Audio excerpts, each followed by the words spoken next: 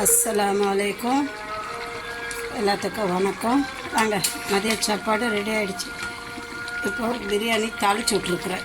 ஏன்னா உங்களுக்கு நான் அதை ஏற்கனவே ரெசிபி போட்டிருக்கிறதுனால போடலை. மட்டன் பிரியாணிக்கு தாளித்து விட்டு தம் போட போகிறேன். அப்புறம் வந்து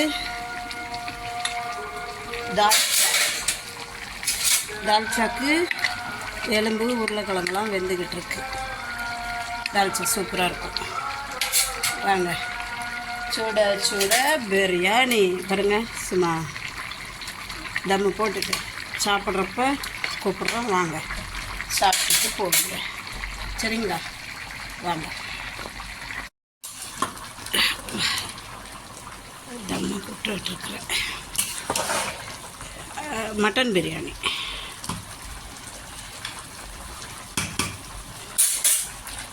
தால்ச்சா.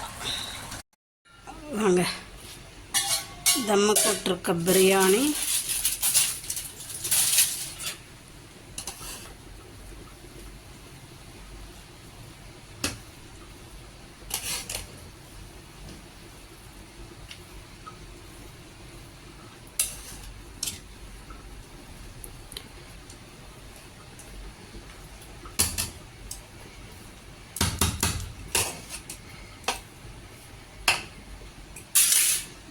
இங்கே பாருங்கள், தால்ச்சாவும் ரெடி ஆகிடுச்சு.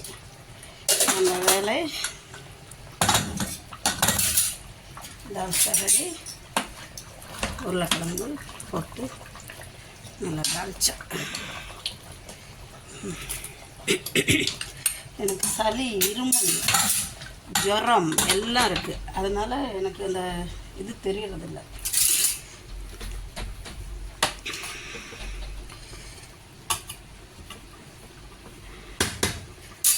நீங்களும் இது மாதிரி வீட்டில் செஞ்சு பாருங்க, செம்மையாக இருக்கும்.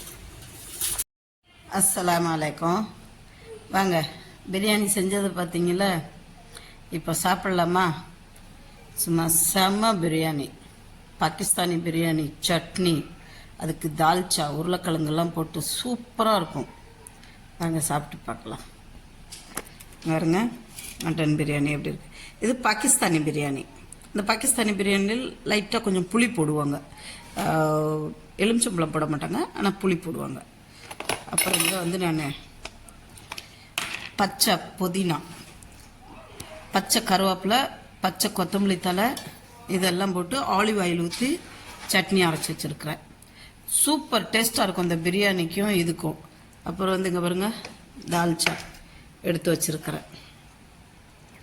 எப்படி இருக்குன்ட்டு இதில் கொஞ்சம் தால்ச்சா சட்னி எனக்கு ரொம்ப பிடிக்கும். ஏன்னா இது பச்சை க்ரீன் சட்னியில் சூப்பராக இருக்கும். பாருங்க, சட்னியை மூடியாச்சு. தால்ச்சாவில் ஒரு உருளைக்கிழங்கு எடுத்து வச்சாச்சு. சும்மா நல்லி எலும்பு ஒன்று எடுத்து வச்சுட்டு கொஞ்சமாக இதில் பக்கத்துலேயே தால்ச்சாவையும் ஊற்றிட்டு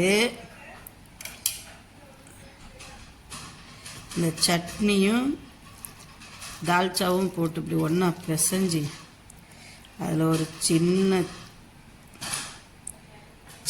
மட்டனையும் எடுத்து வச்சு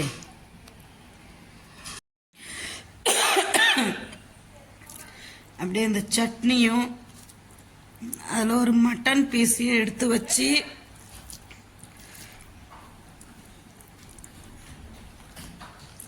சும்மா பிசைஞ்சு அடித்த எப்படி இருந்தால் சூப்பராக இருக்கும்.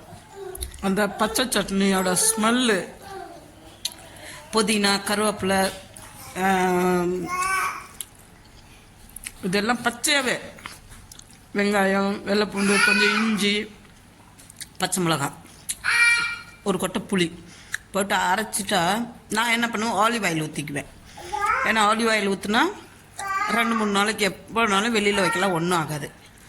அப்புறம் இந்த தால்ச்சா செம்ம டேஸ்ட்டாக இருக்கும். ஊற்றி சும்மா குழச்சி சூப்பர். பிடிச்சிருந்தா ஷேர் பண்ணுங்கள், சப்ஸ்கிரைப் பண்ணுங்கள். மறந்துடாதீங்க லைக் பட்டனை ப்ரெஸ் பண்ணுறதுக்கு. கமெண்ட் பண்ணுங்கள். யாருமே கமெண்ட் பண்ணாமல் இருக்கீங்க, கொஞ்சம் கமெண்ட் பண்ணுங்கள், அப்போ தானே எங்களுக்கும் தெரியும்.